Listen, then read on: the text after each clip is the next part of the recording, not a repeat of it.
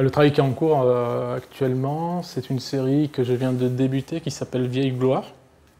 Et c'est un peu la première fois aussi où je télescope dans mon travail, franchement, la peinture et le dessin de manière aussi conséquente. Vieille Gloire, c'est un petit hommage à Giotto, parce que j'utilise un peu aussi les attributs de la peinture en créant des mixtures et en jouant sur l'iconographie que Giotto utilisait. En fait, j'ai trouvé une carte postale par terre qui était un peu délavée, défraîchie, où on avait ce tableau de Giotto. Et j'ai repris un peu les vieilles recettes de la peinture à la fresque que j'ai légèrement modifiées et réadaptées à ma pratique.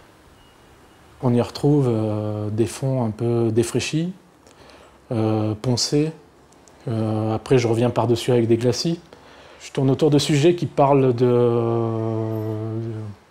des tracas du monde et de ses affres, de sa violence.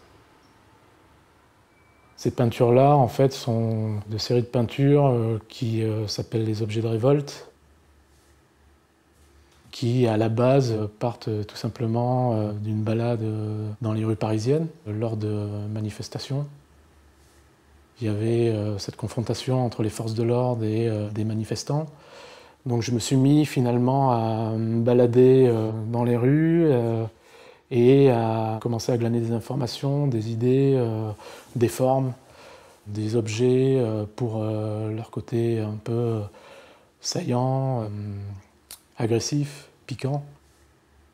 Et du coup, je fais un travail d'archivage, de forme, d'éléments, de couleurs, de construction, des choses qui sont à l'extérieur, dans le monde, et que je ramène dans l'atelier, et qui deviennent en fait ma matière première de travail.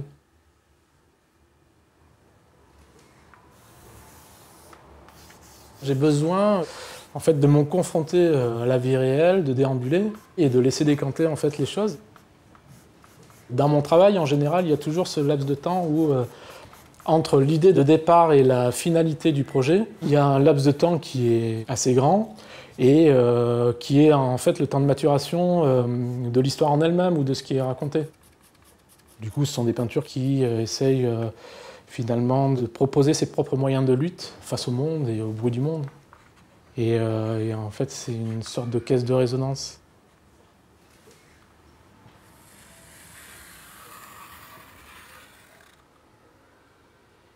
La série des Débits Forts était une série de peintures que j'ai commencé il y a 3 ou 4 ans. Ce sont des huiles sur toile. Et en fait, ce sont des peintures qui partent de séries de faits divers. C'est des peintures qui traitent ou qui induisent le sujet de la violence, mais qui ne le montrent pas de manière frontale. Ça met juste en place des projections.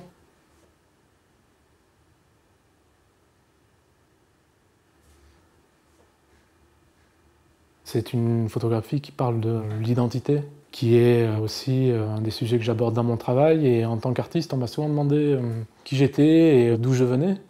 Si j'étais algérien ou français ou artiste franco-algérien. Et en fait, j'ai toujours répondu que et l'un et l'autre finalement ne faisaient qu'un. Et je suis à la sortie du port de Sète et je brandis devant les bateaux qui partent au Maghreb cette pancarte.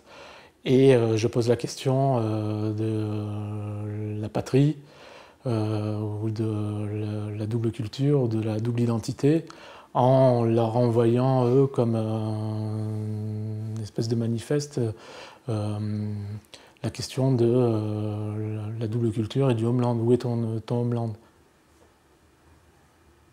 Et j'ai développé une série de travaux qui touchent à l'histoire de l'identité ou du flux migratoire.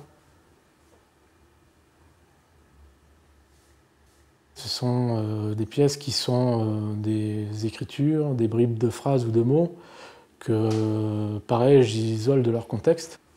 Dans ces bribes de mots ou de phrases, c'est le sens original et la manière dont je les travaille et qui, en fait, crée du double sens. Poétique et puis en fait finalement grave aussi ou lié au sujet de l'histoire ou de l'actualité. Il y a un peu cette boucle comme ça où en fait, ça parle aussi de ce qui nous traverse, de quoi on est fait finalement, on a chacun notre propre histoire. Et donc du coup, comment on se confronte à l'histoire avec notre histoire personnelle. Comment on peut imbriquer ou comment on peut se construire avec différentes cultures.